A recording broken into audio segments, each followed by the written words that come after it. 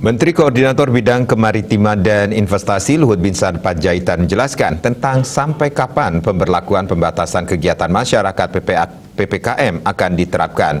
Luhut yang juga Koordinator PPKM Jawa dan Bali mengatakan selama COVID-19 masih menjadi pandemi, PPKM akan tetap diberlakukan.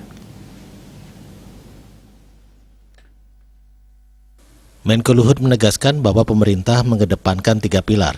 Pilar tersebut adalah peningkatan cakupan vaksinasi secara cepat, penerapan 3T, testing, tracing, dan treatment yang tinggi, dan kepatuhan 3M terutama soal penggunaan masker yang baik.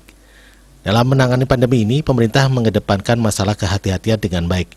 Jangan sampai perbaikan yang sudah dicapai susah payah kemudian akan kembali menjadi sia-sia.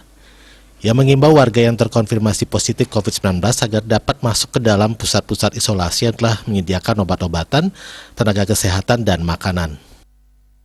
Saya banyak memperoleh pertanyaan apakah PPKM akan dilanjutkan atau dihentikan. Saya ingin menjelaskan bahwa selama COVID-19 ini masih menjadi pandemi, PPKM ini akan tetap digunakan sebagai instrumen untuk mengendalikan mobilitas dan aktivitas masyarakat. Jika situasi COVID-19 makin membaik, tentunya level PPKM akan diturunkan ke level yang lebih rendah, di mana level 2 dan 3 dan 1 nantinya akan mendekati situasi kehidupan normal. Oleh karena itu, evaluasi akan dilakukan setiap minggu, sehingga perubahan situasi dapat kita respon secara cepat.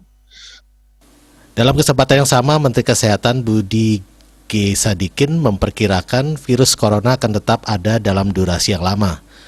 Oleh karena itu, ia meminta masyarakat untuk mulai beradaptasi dengan menerapkan protokol kesehatan yang disiplin. Mulai bulan Januari 2021 hingga kini telah ada 83 juta suntikan vaksinasi di Indonesia dari target 100 juta suntikan yang telah ditetapkan oleh Presiden Joko Widodo hingga akhir Agustus 2021. Yang bisa mengatur segala tata kehidupan kita sehari-hari aman, tapi juga tetap bisa beraktivitas agar ekonominya tetap bisa jalan.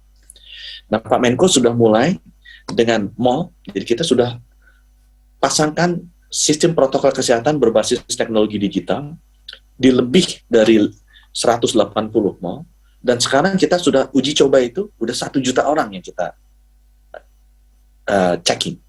Nah, kita nanti atas permintaan Pak Menko, kita akan coba itu ke industri, kita akan coba itu ke transportasi, darat, laut, udara, kita akan masuk itu ke keagamaan, kemudian pendidikan, pariwisata. Jadi semua kegiatan kehidupan kita sehari-hari akan di-adjust protokol kesehatannya dengan menerapkan teknologi digital.